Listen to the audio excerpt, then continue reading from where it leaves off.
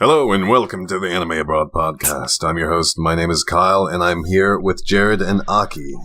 Hello. Hello there. Oh, welcome. And before we get started, Jared has a few things to say. Okay, so part of our changes at the moment. So since before we even joined this podcast, they've been saying that audio downloads will be coming soon. But they actually are now available, and we have a website. So I've got that all hosted on our private server. Yes, Jared's been very busy. I have actually. I thought I was done with my work, but actually, no, it really wasn't. He's been a good boy. I have actually. I'm glad you realized. I'm very proud. I'm glad to get that recognition. So I'll be working on iTunes and things as well in the next few days, maybe before this even goes up. But for now, we have our website, animeabroad.com, and on the right side, you can find the RSS feed if you would like to download audio only. And I've even uploaded maybe 8 older ones as well, just in case people want to listen to those. But yeah, other than that, I think we'll mostly just go from now. Cool. So yeah. So if you want to give me Patreon money, feel free. Yeah, please. Because Jared pretty much does all the work for the podcast. I should probably set that up to my account. Yeah, make it go directly to your bank account because I don't need the money. No, thank you. That's very generous. Not that I wouldn't like money, but see... No, you've already decided. It's... Yeah. See, I'm more or less like just doing the voice. Ackee's doing the voice, and then Jared's doing the voice as well as pretty much everything behind the scenes. Like everybody else's voice as well. Mm. Yeah, they tell me to show up. I show up, I talk a bit, and then we hear from you 3 weeks later. Yeah. And see, if Ackee or I say something, wrong, offensive, it's Jared's job to basically just, cut us out. Yeah, exactly. Or see, like, if you want something cool, like, look at that waifu flying across the screen right there. Awesome. Dude, I'm not making that a thing, by the way. That was like a one time only. Aww. Maybe. See, our viewers are going to be sad. See, it depends how efficient I can get with my editing. I was satisfied at least. And how much money you give me. Oh. But mostly the efficiency. Are you taking editing bribes? I will link your Patreon. I will tweet it out. I mean, I won't complain. I'll give you a beer with gacha memes. I can make everyone in the Discord server mad by adding with your Patreon. They'll never know what time. But okay, the last thing. So we don't have a question of the week this week, but that's kind of because about this entire episode is going to be questions. So if you have any suggestions for other episodes, then please tell us, whether they're dumb or interesting or both. All are welcome. We might say no, but we'll probably say yes. Right. Because we're desperate.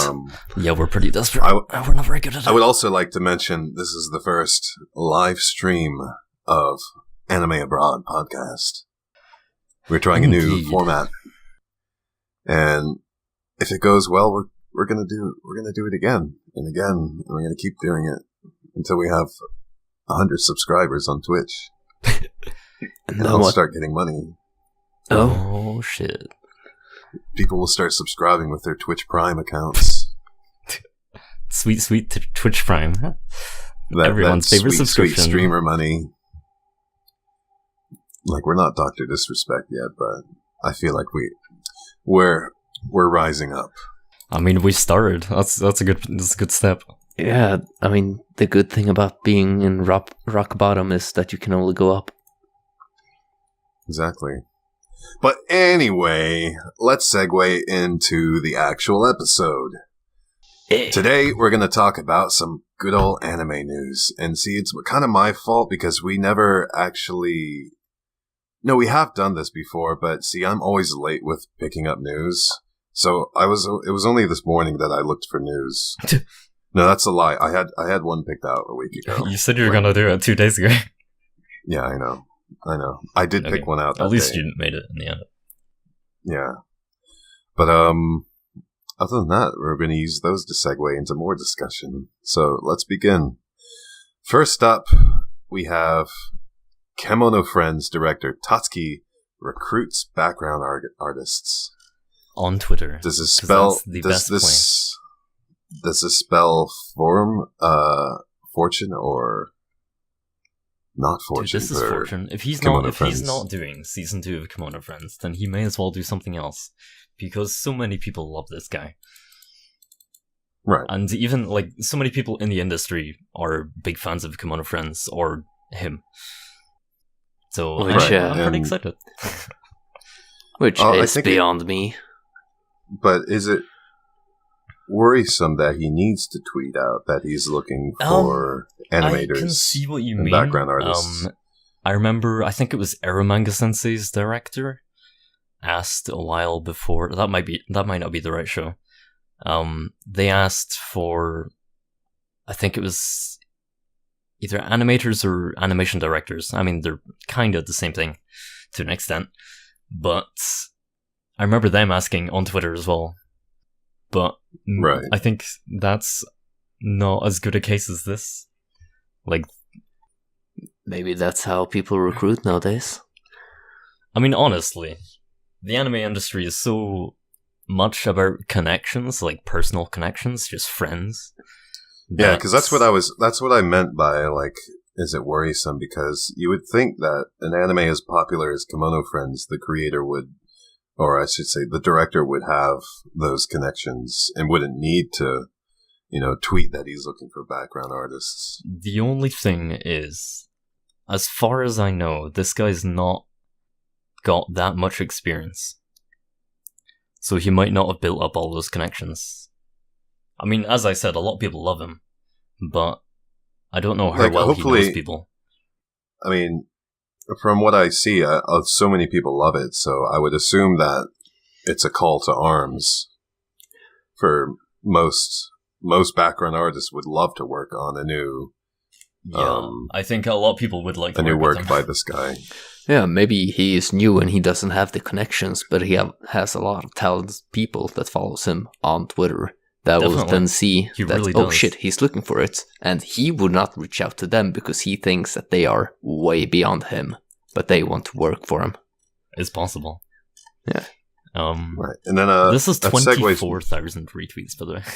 Oh, yeah, it's a lot of people who want to see people work with this guy. Yeah, I'm excited. So at least we know that people are digging this and it needs to get more notoriety. But that also segues me into thinking about whether or not will his next anime be as good, or if not on par with Kimono Friends. Was Kimono Friends a one-hit wonder, or did they just get lucky? Well, that was the same thing, or was it a calculated effort to make a really good anime? I think because I think Kimono Friends is very competent. Kimono Friends is like, it's polarizing to a lot of people because you can have someone who likes anime, but then they see Kimono Friends, such as like Ackee didn't or still doesn't like Kimono Friends. That's right. So I'm wondering if he can pull it off again, basically. I mean, it's going to be hard to replicate that kind of success, but I think Kimono Friends is very competent. I think it did a lot of things well. So yeah. I have a bit more faith that he can do more than just make Kimono Friends. Well, director Tatsuki also has a huge fan base now. Absolutely. Like, he's got most of the anime world behind his back, as well as zoos and other affiliates. And he's done a couple of like fan art typed animations, which a lot of people loved as well on his Twitter account. So, I mean, I think he can do a lot. I'm looking forward to seeing anything that he does, honestly. Because Kimono Friends is very unique.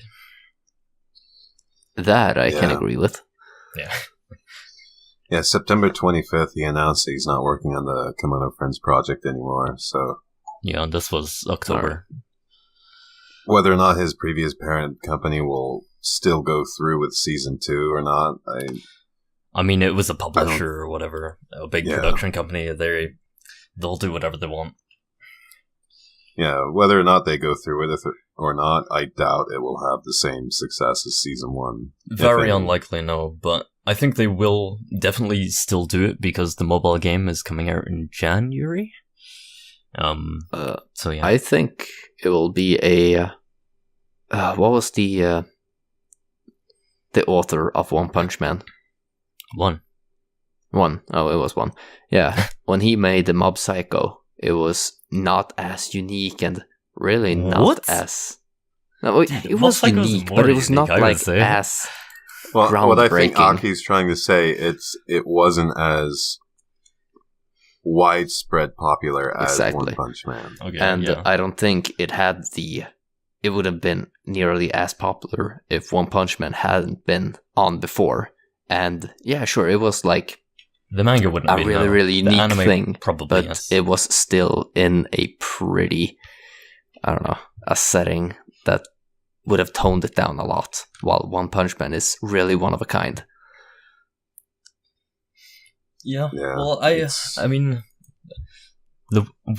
in this context, you're saying that like that could happen again, and I think that will happen since Kimono Friends got so much publicity and so many eyes are on this, and will then be on whatever he makes next, even though it may not be like the same quality as Kimono Friends.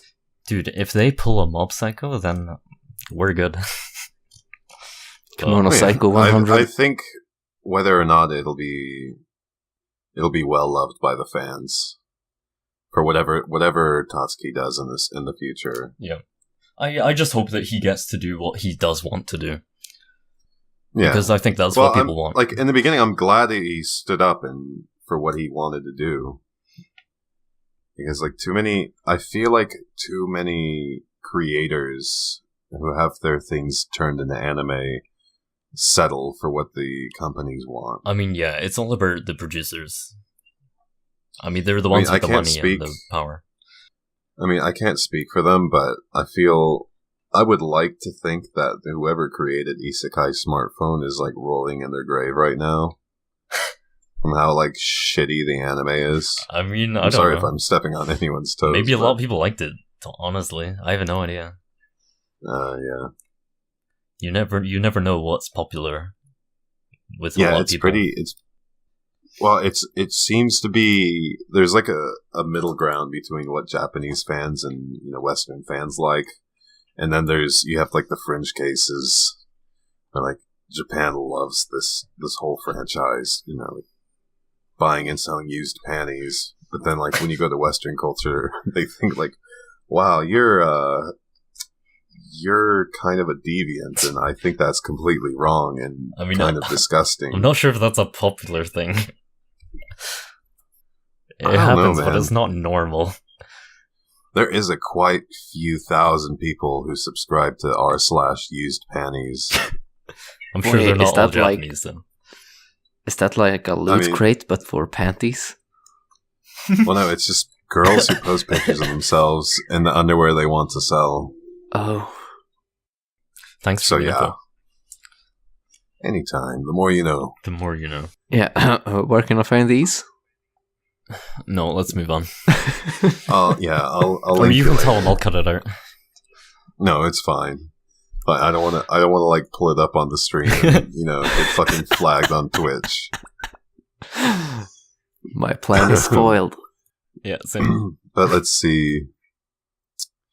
Next up, I want to talk just a little bit about the AMA they're having with Dai Sato, like the scriptwriter behind like Erika 7, Cowboy Bebop. Oh, nice. Ghost in the Shell standalone complex. So was he the scriptwriter on all of those? Yeah. Okay. And apparently this comment I'm not gonna say whether it's I can confirm it or not. I believe he's behind Land of the Lustrous, Koseki no Kuni. I'm gonna look into that. I believe so. Yeah, find that out for me if you can, so I don't put my fucking foot in my mouth. But yeah, continue. I love this guy more or less because he did one of my favorite series, Eureka 7, and I mean, so many of the people I know have grown up with Cowboy Bebop, Ghost in the Shell. Those are all 90s kids anime. I mean, Ghost in the Shell a little before, but yeah, more or less these are the anime that I and so many people my age were watching in the 90s. And I mean, now they're doing a new High Evolution film. We're getting more Eureka 7. That's always a good thing. You haven't seen the first High Evolution film yet, have you? No. I bought a ticket to go to it and just didn't go. What? Because have you heard about it? No, I haven't. So it's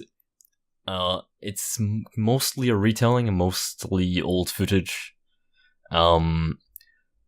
It's like they're using the same footage to tell a slightly different story. So the first film... So it's like an in-between Pocket Full of Rainbows. I don't know. But, I mean, High Evolution will be a new thing. So you think it's going to be more or less different. Like the Madoka movies, where, you know, the first three were... Or was it first two or first three were an adaptation of the original series? And then the fourth one is basically a big fucking branch off into Wonderland. Kind of ish. I'm actually surprised. I didn't even realize the first High Evolution film came out. All right, yeah, it was pretty quiet. Like, I think it's probably because it wasn't very well received. Because it was, that's sad to hear. I mean, not a recap, really what people were expecting. More or less a recap. Yeah. Yeah, because from what I saw in the trailers, it was all I saw was new footage. Like, that's all I saw. And so in my head, I'm thinking I'm thinking it's going to be a completely new retelling of the story. But, I mean, to hear it's a recap, it's a bit disheartening. It's a recap, but it does pull the story in a different direction. Kind of, as far as I know, kind of setting up the next two movies. Okay, so... That's what I've heard. It's going to be 3 movies, right? As far as I know, yeah. Right, so hopefully next movie and the movie after will be, you know, new content. We'll get to see a whole new side of Eureka 7. Because, like, I still need to watch... you guys still need to watch Pocket Full of Rainbows. Yeah. That's the film, right? Yeah. It basically, I've said before, but it takes Eureka 7, all of its characters, and basically kind of like jumbles them around a bit and tells you kind of the same story, but in a totally different way. It's very, how should I say? It'll make you say what the fuck a lot, because they take characters who meet each other halfway through the series, or no, I should say, like later on in the beginning, and they introduce Erica and Renton as childhood friends who grew up together. Okay. Nirvash. So you really have to reset your brain. Yeah. Nirvash is a mascot character now. It's this moe little doll character. What's his name? The guy who's with Anemone. He is basically their teacher. The same age as the anime, but he's with them as when they're children, small children, and he dies fairly early on in the movie. And then Anemone is an old lady. The crew of the Gecko are actually bad guys. Okay, very different then. Yeah, Hap, one of the crew, like tries to rape Erica. Fuck. Oh, and gets basically squashed by Nirvash, like in the big puddle. Jesus. Into holy a puddle. shit. Yeah. Sounds like I need to see this. Okay. Like, you won't know what's going on. It's fucking crazy. And you get to see Erica with really long hair. Oh, yeah. Did the scriptwriter work on that as well? I'm not actually sure. Okay, but he is working on new ones. Yeah. So it's good to hear that, he's still active. Oh yeah, for sure. Even though his favorite Love Live girl is Yo. Dude, Yo's great. Alright, I need to... At least he didn't pick one from the first, from OG Love Live. Yeah. Not a fan of OG Love Live. He's not a fan of Daya, though. I mean, she's alright. But yeah, anyway. I'm definitely gonna check that AMA later. You're gonna have to link me. Yeah. I'm gonna put all these links in the description, actually. And next up on our series of news, Netflix and anime. Where are we going? So Netflix recently posted a new trailer for the Devilman Crybaby anime that they're doing. I haven't seen this yet. And yeah. Dude, I'm so excited. Am I allowed to play this through Twitch? Not sure. Probably shouldn't. Yeah, I'm not gonna do it. But basically, it's a new anime in the line of the Devilman series by Netflix. And it's a US anime, isn't it? Masaki US. Well, the PV is in Japanese, but it looks good. It looks the art style kind of looks a bit similar to Yojohan Shinwa Taikei or Infinite Tatami Galaxy. Yeah, exactly. It's a USA. Sure. Yeah. It looks very bright and colorful. I like that. Yeah, so he always has a group of people that work on pretty much everything he does. Right. So they generally have very similar aesthetics. I'm very excited for it, but I want to ask you guys, what do you think it means now that Netflix is actively pursuing anime IPs on their own accord? I think that's a good thing. It doesn't hurt. See, one thing I don't like about the way Netflix does things is they have a category that's anime. Okay. So they completely separate it from all their other media. Right. So, any shows that... I mean, I think a lot of people probably just won't look at anime because it's separated into this thing. They're making it seem like it's different when it's not necessarily.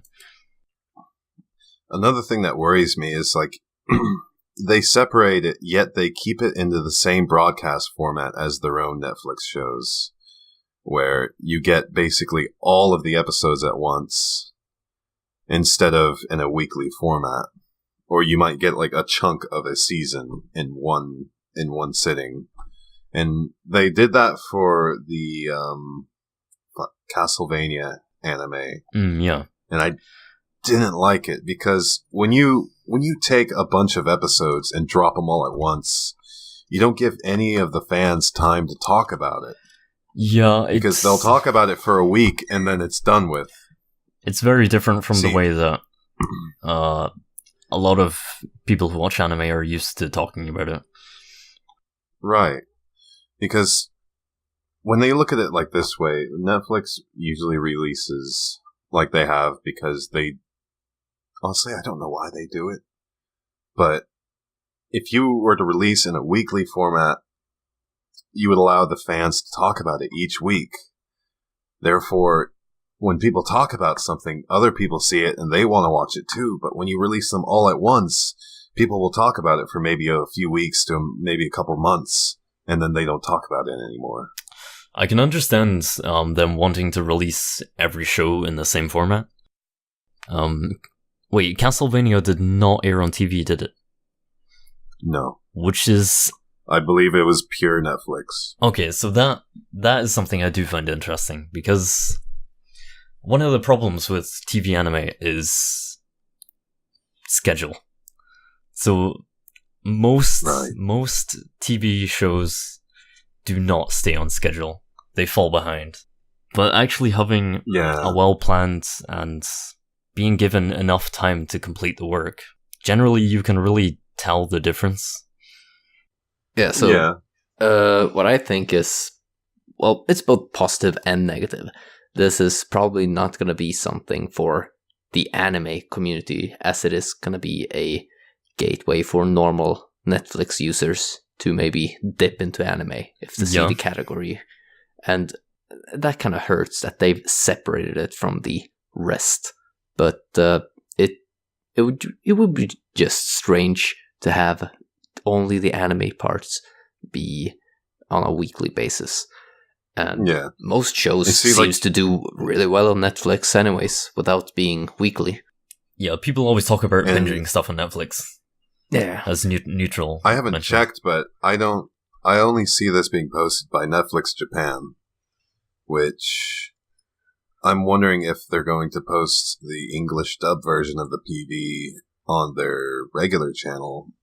Like, I'm wondering, how are they advertising these? I wonder how much budget they're putting forth into pushing their own anime. Because, like, as far as I know, it's pretty much the same budget as any other thing, any other like TV show. I've heard a lot of like translations of Japanese industry workers on Twitter saying they thought Netflix would be great, but really it's absolutely no different from the shit they get from everybody else. Yeah. Which is really sad. Like, this is a glimmer of hope. It's just not. Do we have any numbers for how well most anime shows are doing on Netflix? I mean, I assume they're doing pretty darn well. You know, as much as like any other streaming service. You know, I know you have Crunchyroll, which is pure anime and dramas and stuff, but yeah, but I was thinking if you compare like TV broadcasts to Netflix, if that is even comparable. If a show is picked up by a Netflix studio instead of a Netflix publisher instead of a TV publisher, is it going to get the same amount of views? Is it going to have the same budget? Well, the budget I already mentioned budget. Well, budget-wise, it seems like that's a good thing in terms of like Netflix doing it. Well, it should be a good thing, but it's probably not. Yeah. At least not yet. Yeah. Well, I mean, like, I watched Castlevania, and I would say it had a good budget. Like, a pretty darn Wait, what do you mean budget. by that? Like, what makes you think in terms of, like, production quality. Okay. Good production. Yeah. All right. Like, the production quality was pretty high. There was a lot of fight scenes that were very, very nice to watch. Very fluid. Well choreographed. Yeah, there was... There weren't really any low points I can remember, but it was a very interesting show to watch. So I'm interested. I'm definitely interested in Netflix doing anime. I think it's more or less a good thing that they're trying to bring anime culture into the West more, but I feel like they could advertise it better. You know what I mean? Yeah. They could. Yeah. I think they're a bit misinformed about what anime fans really want out of anime. I mean, maybe they just don't care. And they have this, so I'd say it's... They are a huge Netflix is so popular. Yeah. And I also think that Netflix has the unique opportunity to push both anime original things and weird projects like... I mean, that movie? That's already happening. Like, in the industry. Mm-hmm. There are so many shows being produced every season that's why you do get more idiosyncratic shows. I mean, like Flip Flappers. I think it's a pretty good example. I'm thinking things that aren't constricted by the, TV time frame. Oh, okay. And if an episode would be better if it was like 27 minutes, then Netflix has the opportunity to, make this one episode the right length. So you mean having different episodes, different lengths? Yeah, so they can pace it exactly how they want and actually be able to fit everything they want in there. Well, I think, like, in terms of pacing, that's not a thing for Netflix because like they don't. Yeah, that's the point. They don't have like the budgetal constraints, so they're allowed to just put out 6 episodes of 40, 50-minute episodes. Yeah, exactly. Like, and I think one sitting. Netflix has that luxury and the potential probably to make a show and for the same budget with the same people can make something better because they don't. Like, I'd be interested in seeing the logistics of it all. Like in terms of Netflix working to do an anime versus production IG or another studio in Japan doing it, because it seems like they're basically just in Japan. Basically, they're just giant machines that are working constantly to push out anime each season. Whereas like Netflix, it looks like they just set everything up and make an anime. Yeah, boom, right there. And I think that they have a movie like Redline. It would be fantastic on Netflix because it feels like in a normal TV time slot, it would just be, bam, there's red line. Let's move on. While on Netflix, I don't know, like you go back, like you go back to when I watch anime on TV on Cartoon Network, and they would do that. They would have special features, and they would advertise the shit out of them. Yeah. Whether it be a new Tenchi Muyo movie or like a new anime movie coming out. I think it wasn't long ago they were doing some stuff like what's that one anime movie with the bear and the child? Kumamiko? Well, a movie. No. They were the movie. Or like I believe they did Summer Wars as well. All right. And they advertise the shit out of it. They'll say like it was happening on this time slot. Come watch it. So I think in terms of people watching it, there's a lot of them. And I think Netflix and TV broadcast anime both have their own followings, but I believe the demographics are different. I mean, it's hard to tell where it'll go. Like, if Netflix picks up really well in Japan, and if they just keep producing stuff, then eventually they will gain viewership on it. Right. Yeah.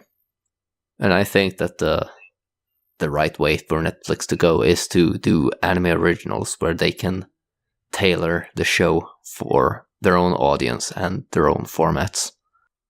I mean, I don't know. It's still going to be like, well, unless they don't just have Japanese people. If they pull in foreign I think storyboarders and Netflix stuff. has a big reliance on Western audiences watching their anime as well. I would imagine so. I think something like Shelter. The dub wasn't horrible.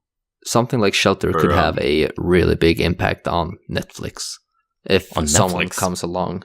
Yeah, if someone from the UK in this case comes and say, "Hey, I have this idea," pitches it to Netflix. Netflix is like, damn, that's a good idea. And they have their connections. And they can just set everything up. And it will actually be considered anime. Well, wasn't Shelter on Crunchyroll? Shelter was... well, Crunchyroll were one of the big producers. Yeah, they helped fund it. Yeah, like people... It probably wasn't much of Porter Robinson's money that went into that. It's much more Crunchyroll, I'm pretty sure. Yeah, but it was still like his idea. He made it happen, probably. He just started it. I don't think that Crunchyroll reached out to him. Yeah, exactly. He started it. And I think that if people reach out to Netflix and say, "Hey, I have this idea," I think they can connect a lot better than if someone came and sent an email to a Japanese company. "Hi, I have this idea." They're just going to be like... I don't know how it works for Netflix, but I feel like it's more or less production companies go to Netflix and say, we would like your help, in doing this. Yeah, I have no idea. I know Netflix, I'm not going to put my foot in my mouth again, but I don't believe they have an in-house animation team. No, I don't think so either. Right. But they have the connections. They have freelancers just like everybody else. Yeah, exactly. So I don't think Netflix really would Because see, in Shelter's case, it was a famous artist going to a famous streaming service and saying, like, hey, you want to do a little collaboration. Or, like, can you help me? It's harder. Yeah. Because I wonder if Netflix would do well if they would, start their own company where they would, watch what's happening in the light novel / anime / creator scene, and then either being approached or approaching these creators about adapting their works into animations. I mean, that's like the same as every other production company, isn't it? Right. But I don't think that's how it works for them right now. From what I understand, I believe Netflix talks to production companies in Japan. This may be totally wrong, but I believe they talk to production companies in Japan about making an anime instead of, specifically going to creators. Yeah, most or having likely, creators come to them. Because that's how it works in Japan, producers pull the strings. Publishing companies, I believe, take their creators and talk to the anime companies about making anime for their creators. So isn't it exactly what I said? That the creators reach out to Netflix in this case, and Netflix makes it happen instead of Netflix. I'm just saying, I think it's more the other way around. Yeah, I'm saying that's not what's happening, but that's what I would like to see start happening if Netflix wants to really put their foot into anime culture. I think they should, have a bigger an active participation in it. Okay, I think who knows? What they're doing so far isn't really any different from everybody else. And to be quite honest, I'm not really sure what I would like them to do. Yeah, same. Yeah, I would like them to be different. It would be great if they could set up their own studio, like have in-house staff, pay them like real wages. That would be great. Yeah, that sounds good to me. But Netflix won't do that. They definitely have the money to. Actually, do Netflix is in an insane amount of debt. Oh, are they? Yeah. Huh. And they just keep making more things, and yeah, I'm not sure if they see it as like investment. Yeah, I'm really not sure what Netflix is doing, to be quite honest. They're trying anyway. Huh. Well, I think it's safe to say that it's Netflix doing anime right now is a good thing. It could be a good thing because, yeah, it's raising more awareness because they're pushing it to their Western audiences. Yeah, having kind of normalizing it, I think, is a good thing. More like having it available, since they are apparently separating it from everything else. Yes, that's what I was just going to say about normalizing. Normalizing is good, but they're not doing it quite. Yeah. Because I think we're finally getting around to the world knowing that anime is, it's a separate culture from, the cartoons people normally think about. Yeah. I think we're finally at the point where most people know that.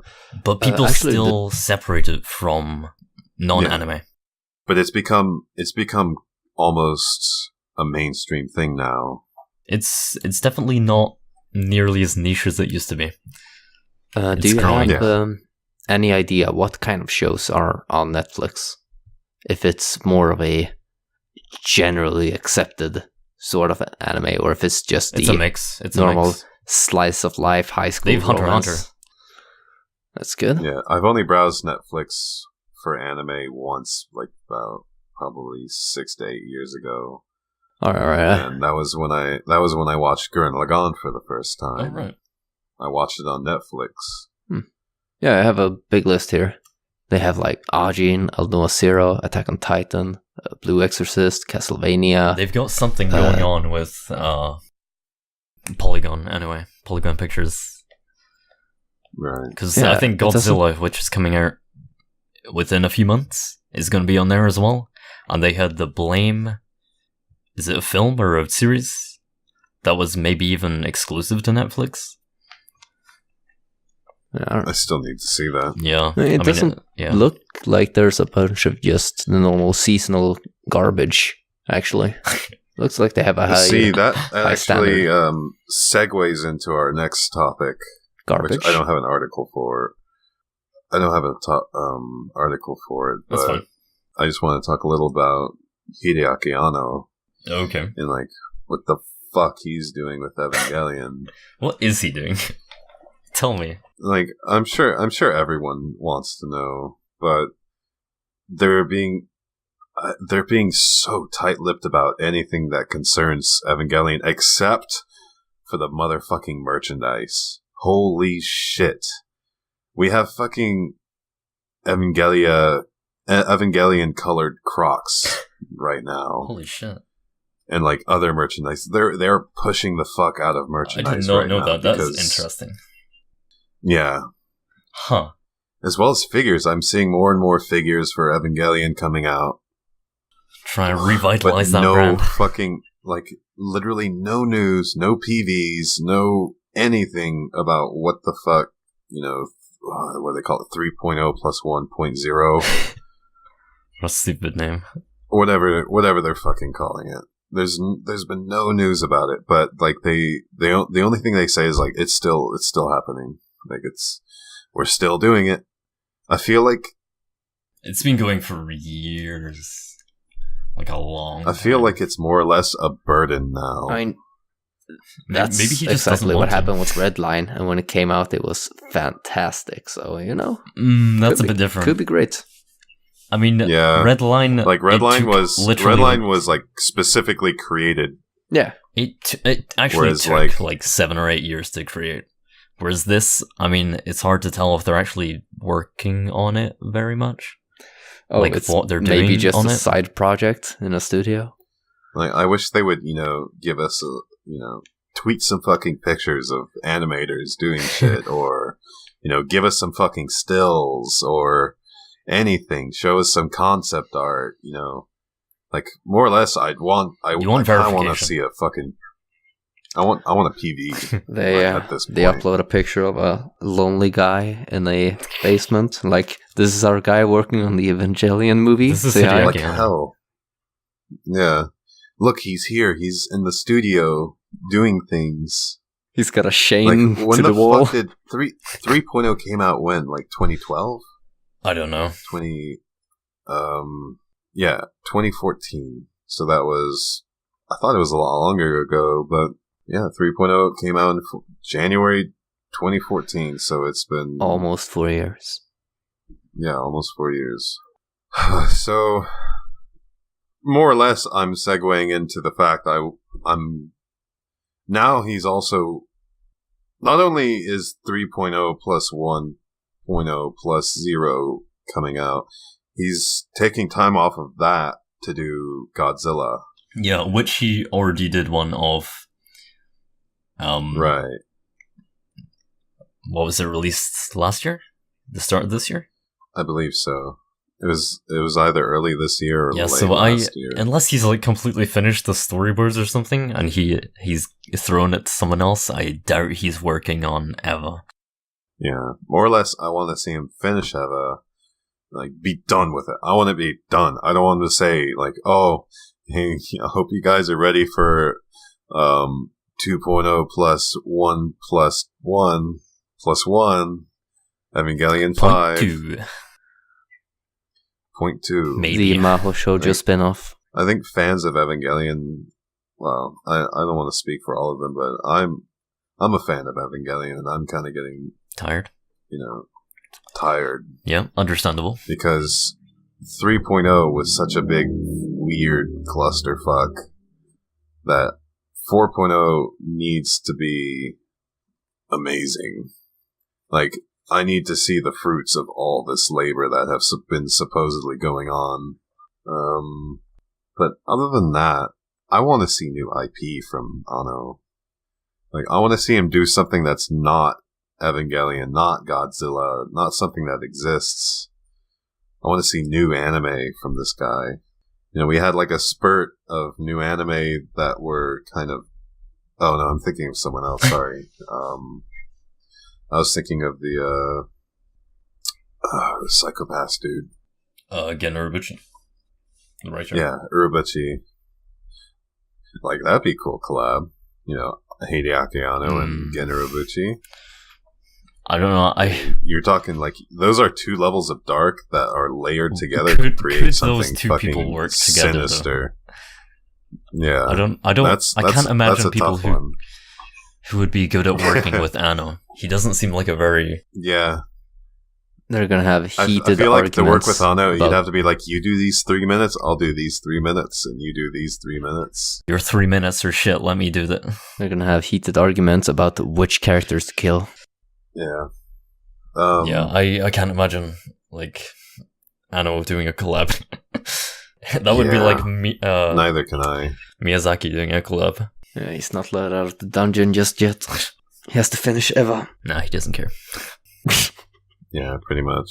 So, on to our next article. Planetary. Oh, yeah. They launched a crowdfunding for a new CG VR anime video. And it reached their goal in 2 days. They made about 89,000, and then they made more than that as of now. A lot more.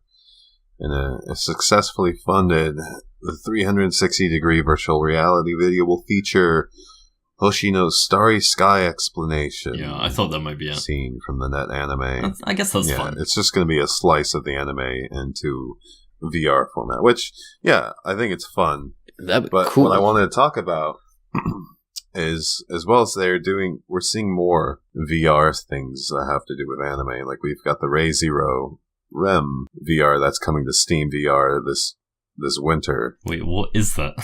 As well as PlayStation. That's a shot. It's basically a super huge fan service. Oh yeah, I got that part. It lets you... Yeah. It lets... I quote, was divided into 4 separate releases, 2 that let you sleep in Amelia or Rem's lap, respectively, and 2 that let you sleep beside Amelia or Rem, respectively. Each installment also includes a figure appreciation mode in which you can view each character in 3 different scenes from any angle. Of course. Each version is priced at 960 yen. So if none of the audience knew, I'm a fellow fan of our Queen Rem. I'm very excited to gaze upon my waifu in the virtual reality spectrum. This has been quite the understatement. Yes, indeed. I hope to see more VR installments of my waifu characters in the future, and if not, please support the development of Waifu Simulator. Dude. I like how this entire thing went from Planetarian, which could actually be relevant to VR and a really cool experience, to, and there's also fan service. Dude, I can't wait. Get on it, perverts. I feel like it would be really boring after 5 or 10 minutes. Yeah, but that wouldn't stop Kyle from being in there for an entire day, I'm sure. That's probably a great way to go to sleep every night. I mean, what, with a screen? It's probably not that comfortable right with the VR. With a comfy VR headset on and Rem whispering sweet nothings. Just get a Dakimaka on, some earphones. I already have one. I'll be lying with it when I watch her in VR. But in all seriousness, VR and anime could do very well together. I don't have much to say about the topic other than check out Waifu Simulator if you have a VR headset and want to, see some cool things. Yo. If you know what I mean. Wink, wink, nod, what about nod. Akiba's Trip? Would that work? Would that be cool? What about it? Would that be a cool game in VR? Yeah. I think... I haven't played the game, so... It'd have to be almost completely remade, I believe. From a programming standpoint, probably, yeah. Yeah. I don't know how much... I'm just thinking about games CG. like that. If that would be the best thing that it would fit. Or like Senran Kagura VR experience. And it's hard to say because VR right now is not in a good place. Mostly because it's created itself such a niche audience that... Yeah, it's... Most people... I feel like people haven't really figured out what to use it for yet. Well, they know what to use it for, but the problem with VR right now is that it's such a hard thing to get into. True VR, because most people, when they think of VR, they look at like a PSVR headset or one of those silly smartphone cardboard headsets, which gives you the experience of VR, but not very well at all. Because like you talk to anyone who's tried like true PC headset VR, it's a different world. It's fucking crazy. It's very immersive, but it's hard to actually form gameplay or anything engaging in it. But they've made it so hard to get into because the price. You know, when Oculus Rift and them came out, they were hundreds of dollars. You know, $600-800. It was like $800 like a bunch for of the people whole. to buy them. I mean, that's just the what's called the premium price. The beta testers, basically. Yeah, the guys that get the first hands-on look. Something like that. Yeah.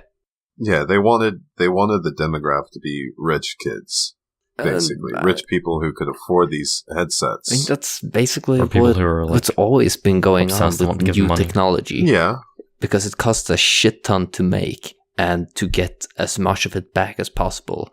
Well, no, because like it's almost hidden behind a veil. Because all right, like you know, say like the new Scorpio console is what, like $500-600. Mm-hmm. That's you get the whole console, the whole experience right there. Yeah. But with a PlayStation VR, you need a computer, which, you know, you'll spend at least $1,500 on a computer that will run VR well. You'll spend $600 to $800 on a VR headset and those little dongle things for the sensors around you. Yeah. As well as you have to buy compatible games for said VR headset. So it's a very niche creating audience because there's so much that has to do with it. You have to set it up. You have to get all of the items you need, the controllers, the headset, the tower sensors. But like as for console, it's just plug and play. And most people will look at PSVR because it's so much easier. I think it's like $400 or $500. You know, it's not as fancy. It's not near as fancy as the, you know, Oculus Rift, HTC Vive. But I feel like right now we're on the road where they're lowering their prices now. It's not near as expensive as it was, you know, a year ago to get into VR. But you still need a super fucking powerful PC to run VR. The good thing is that PC gaming is definitely becoming more popular. And it has been consistently.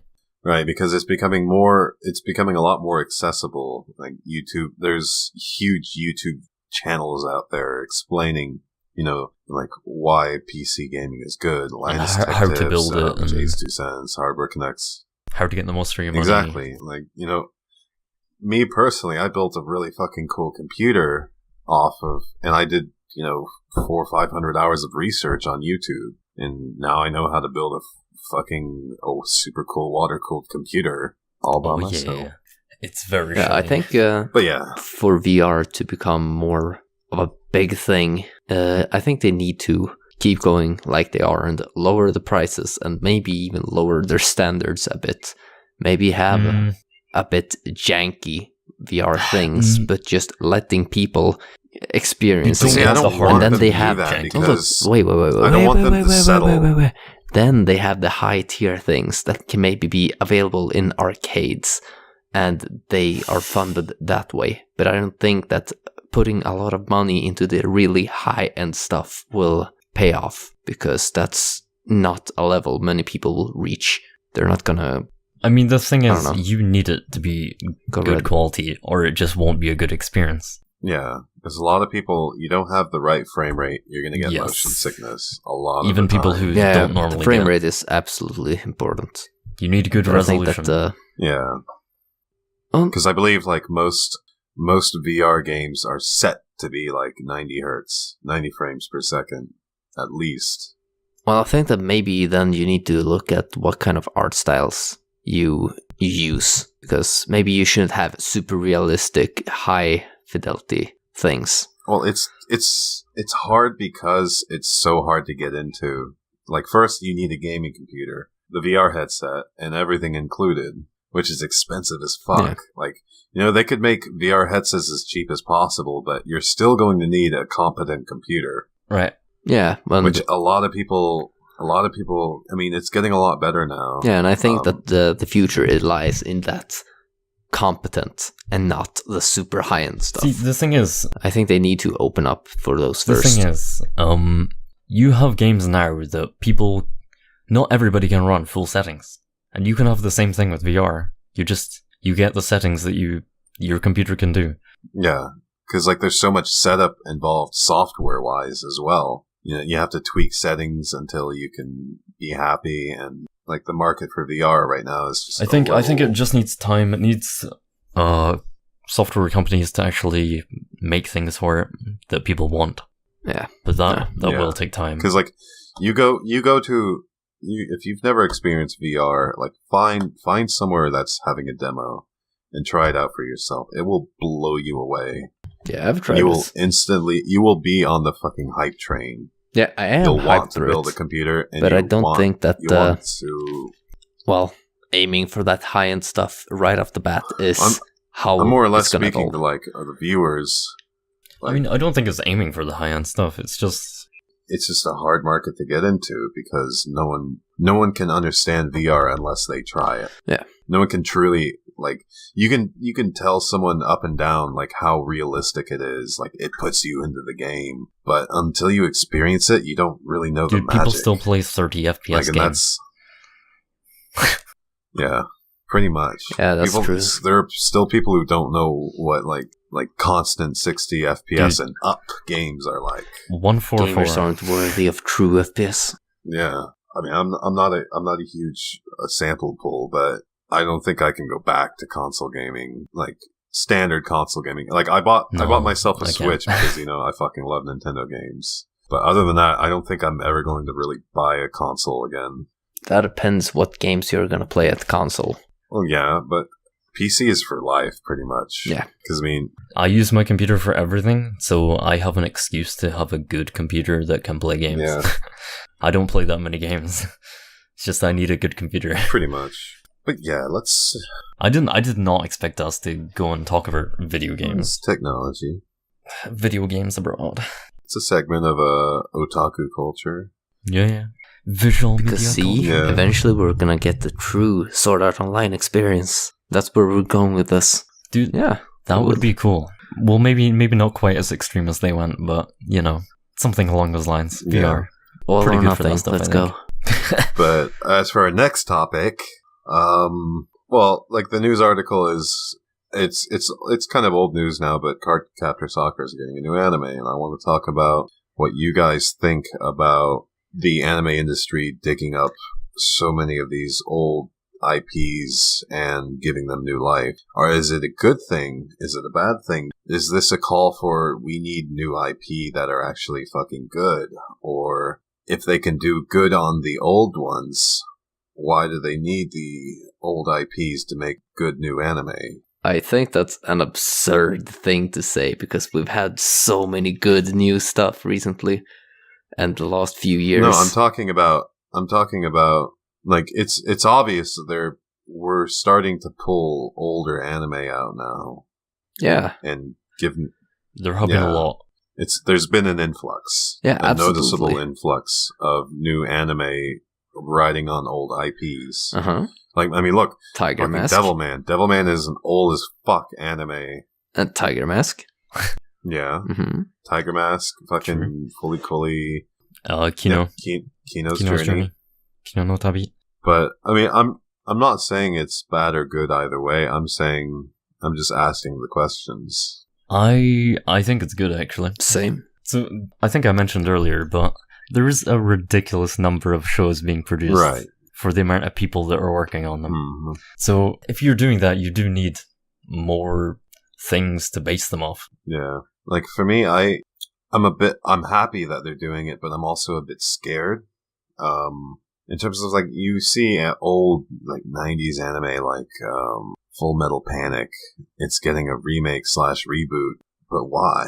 It's strange because like, why would they do that? I mean, yeah, Full Metal Panic was a popular anime back then, but I'm wondering what would cause them to go down the path and to think about pulling it out and doing another anime. But I mean, like, if it's good, it's good, and I'm gonna like it, and I'm gonna congratulate them on doing good on the series this old. But if it's bad, it's gonna be like it's gonna be like Erika 7 AO, and I'm gonna be super disappointed, and I'm not gonna look forward to much of whatever they're doing in the future, as well as like like stuff like Fully Cooley as well. Sorry. How do you give Fully Cooley a sequel without, you give it new life. You make it a bit different, I think. Yeah.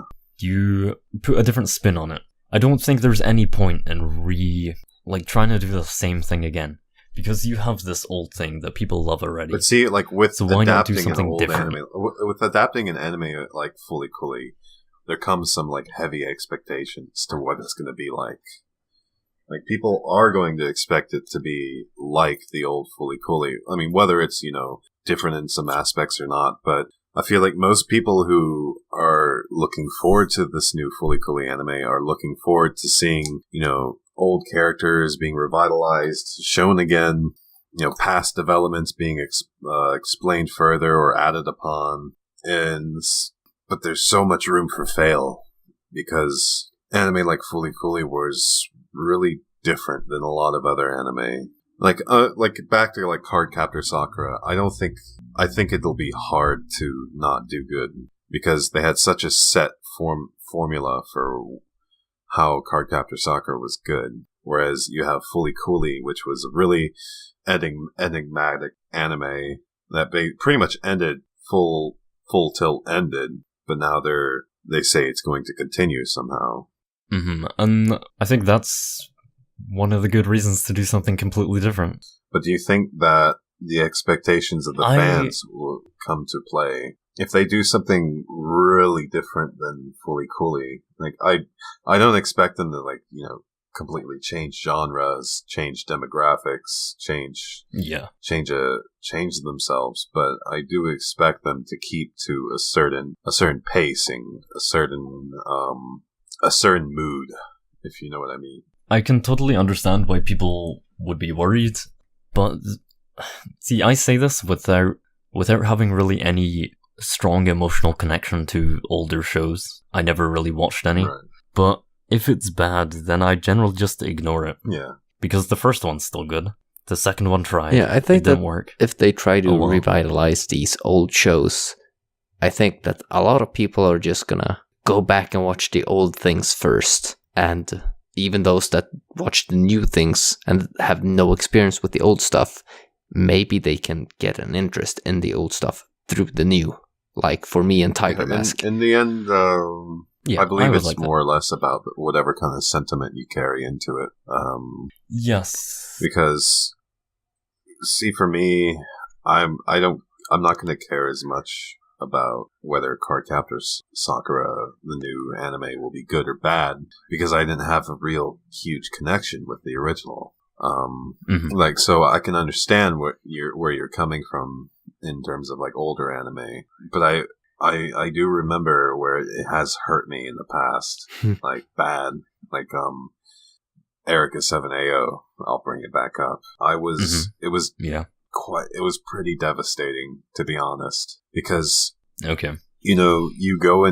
go into it expecting new Erika 7, but what I got was a rehash that like never looked to its original values, which made it popular completely throughout most of them, and just tried to use its previous IP to cash grab.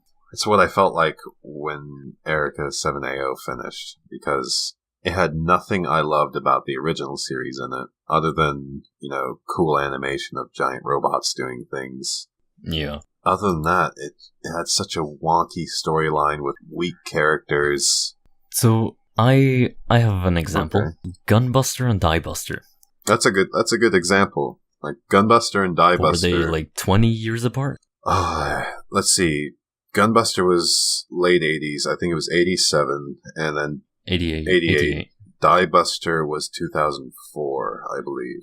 So. Yes. So yeah, they're years apart, and like that's a reason why they have a lot in common, but they are very different. Yeah, I personally prefer... And I love that. Gunbuster, but I feel as if they did a seemingly good enough job at Dai Buster where I wasn't disappointed. I enjoyed Dai Buster for the most part, mostly because you have such a separation of time between the two of them that I don't think anyone really, I didn't really expect it to be, Gunbuster 2. Yeah. Because as soon as you watch it, I think it's a different kind of like in terms of that, because you could see it had a totally different animation style. Character designs were completely different. Different tone. A completely different mood and tone overall. But it still held to the core values, and the ending was very well done. That tied itself deeply and methodically into Gunbuster. I really like the idea of people who grew up and loved something, then going on to create something based off that. Yeah, it's romantic. Is Fully Cooley being done by... I can't say. It might be the Flip Flappers guy. What's his name? I love that guy. Well, think about that for a bit. But yeah, I think he was a fan of Fully Cooley. I'll say this. With this whole... If there's a new thing coming out, the old fans might be very disappointed. The new fans might see something completely different and get an interest in everything else. Kind of like the Fate series and Fate Khalid. Fate Khalid, the anime, has a very, very different setting and tone from pretty much everything else Fate. But there are people that have gotten into Fate as a whole through Khalid. And I dislike Khalid, but if others like it, then good on them. I think that this whole getting new stuff for a franchise is only a good thing. If it doesn't work out and it's bad, then they'll stop doing it. Them stop doing it, that I don't think that always happens. I mean, even if it doesn't happen... I'm trying to think of an example, because there's been times where they go ahead and put out a really bad show and then cement the fact by putting out another bad show. Yeah, but think of it like A1, the Eureka 7 movie. We can just gloss over it and skip it and watch everything else. Watch the good part of Eureka 7. And A1 is still going to be there, but we don't care about it. I mean, yeah, a flop or two is not going to affect them that hard. Yeah, and I imagine that if A1 had come out, say, I don't know what the time frames were, but say 10 years after the rest of Eureka 7, people discover Eureka 7 through A1. They realize A1 was shit, but the original was so good. And then there's an interest in more Eureka 7, but done right. And then there's another movie that's fantastic. I think that A1 has, though being bad, fulfilled its purpose. It's revived the franchise. It doesn't hurt. Eureka 7 AO hurt bones. Yeah, but that's because they did a bad thing. I cannot find the article where it said, but I remember reading it where it was either Bones or the creator not really apologizing, but saying that they're going to do better, basically acknowledging that AO was they weren't happy either. Yeah, I was talking about the franchise itself, but of course the studios are suffering as well if they fuck up. It happens. Yeah. Plus, not only that, but another bad thing that if the new adaptations of old anime is bad is it basically more or less locks that franchise down. How so? To where they're going to be a lot less likely to even try again. Which, I mean, some people view it as good, some people might view it as bad. I was sad because watching AO made me think that they're probably not going to try this again, even though now they're giving High Evolution a try. Compare this to Cardcaptor Sakura. Nobody has had any plans of doing anything else with it for years. And now this comes and it's like, hey, we're gonna try to bring it back. And if it flops, we can just pretend it never happened. Because nobody else was gonna touch it anyways. It doesn't really make a difference. the companies can say that, but the fans will not forget. Yeah, but the fans, if they had high hopes, they should have died out a long time ago. Now they're getting something, and it has the potential to bring it back. And if it doesn't bring it back, then it's just going to continue. If you liked an old anime as a kid, yeah, and they're coming out with a new one 10, 20 years later, I would hope that whoever that is has high hopes for whatever new anime. And if it flops, then there go a lot of those hopes. Yeah, but what I'm saying is that there shouldn't really be much hopes. It's been dead for 20 years. What are they getting so upset about? Nobody was going to do anything. It's a fandom. Yeah, it's a fandom, but shit, nobody was going to do anything with it anyways. It's not like it's something fresh that actually hurts what's done before. Because if we have something like Fate, right now it's on a roll. It has some new things coming up here and there.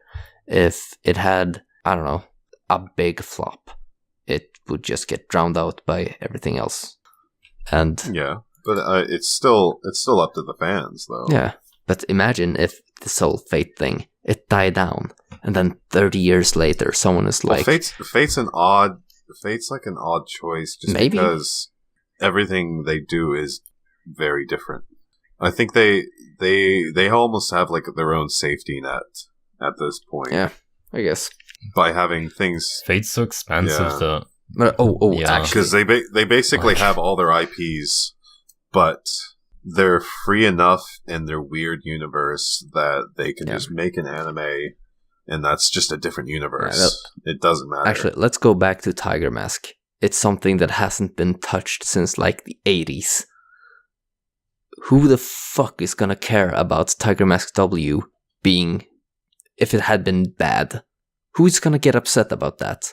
Who had high hopes like, oh god, I hope it's coming back, I hope it's coming back for 30 years? Well, Who? I know you haven't met them, but there are fans. If something like that gets announced, if something you used to love, I can understand but that. if it's something that hasn't there been are people that 10 years are still liking anime. Yeah, but if it's a franchise that's been dead for 10 years, there's not really much hope in... Well, there's not really much that can damage the franchise, because at that point it's pretty much already set in stone. That show is... I think it's 30 years is a long time. I think it's important to have to have hope for it. Yeah, because absolutely. That's what a fandom is. Yes, but if it's bad, it's not something to be very, very upset about, because it's already come and gone. I don't know, like if someone dug out... I think we're going in circles here. Yeah, we are, but... You just disagree. Anyways. I think it's good to have these... If you have a successful work that people like, a good idea pretty much, then why not use that idea a bit more? It's better than using a bad idea, I guess, is my point. Yeah. Like, a recent example, I watched Ninja Scroll, the movie, not long ago, and it was pretty darn fantastic. Okay. Early 90s... Somewhere 90s. Animation style, and it was a really cool movie. And then, like, I was, really hyped, because, like, there's a whole series after it. But... I actually didn't know that. There's actually a Ninja Scroll series after it that aired quite a few years later, I don't know the date, but they changed everything about the anime. It was just a different anime that used the same characters, and like it really kind of sucked. I fucking hated the fact that, it went from feeling like, an R-rated, blood and gore. Yeah. I've heard it's pretty out there. Yeah. To a really fucking tame bad guy of the day kind of format. Mm-hmm. With thoughtful side characters and I think Die Buster is my favorite way to do a reboot. You have very similar ideas and you can feel that they're connected, but it is its own thing. Thinking about it more, like I would more or less want them to change it up. There's two different sides, because like that also creates like their own little, whether it's intentional or not, it creates a safety net. by having it a lot different. In a way, yeah, which is fine. Yeah, it's fine. It's basically, if you want like a direct sequel or not, that's up to you. Yeah. Some people want Gunbuster 3 to be just, pick up and go from where it left off. For me, I wouldn't mind either way. I want something new. I want a different director. As long as it has the same values as the original. As long as it's still Gunbuster-esque. Yeah, pretty much, because like Die Buster carried over like so many of the feelings from the original. Epic space opera, and a really fucking themes. Thoughtful. Yeah, a really thoughtful ending. And that's pretty much all the time we have for this episode, as I've run out of topics, and we don't really like doing long episodes anymore because that's. I think it's more we don't like doing to it. listen to something a bit shorter. Yeah, and we don't like doing it as much, and I don't think the viewers like it as much. No one does things for 2 hours. The thing is, if you have shorter episodes, you can have more focused. Right. More focused episodes. You don't get tired and angry and yell at each other. Yeah, like this episode. Yeah, it's much easier to find a time frame to record as well. Yeah, definitely. This went on a bit longer than I expected. Yeah, even though I have to get up in 5 hours to go to work, but Thanks. Anytime. You better send me your audio tonight, though. Yeah, sure. Cool, thanks. Okay. But yeah, that wraps it up. Thanks for listening, So we should mention some things. Go ahead. So first of all, we have two different Discord servers. You can find them either in description or ask. Twitter. If you have any questions of the week to suggest, then please do. Yeah, like we'll tweet and ask for questions before we record again. But a little initiative doesn't help or hurt. It helps a lot. It helps a lot. It doesn't help. But as well as like the first Discord server is easy. It's discord.gg/weeaboo. That's my personal Discord. It's too easy. These guys are in it. It's a partner Discord, especially. We have VIP voice servers. Oh boy, aren't we Splash special? Screens, super special. And is it still REM themed? We wholeheartedly support REM and other of my waifus because I'm the king of the castle in the server, and my waifus. Oh yeah. If you go to discord.gg/weeaboo, you see a nice Rem picture, and Ram, and Amelia. Anyways, feel free to leave a comment. We like reading feedback on our episodes. Yeah, seriously. Yeah, really. Other than that, that's all we have. Thanks for watching, and we'll catch you next episode. See you. Yeah, thanks for listening. You can find us on iTunes.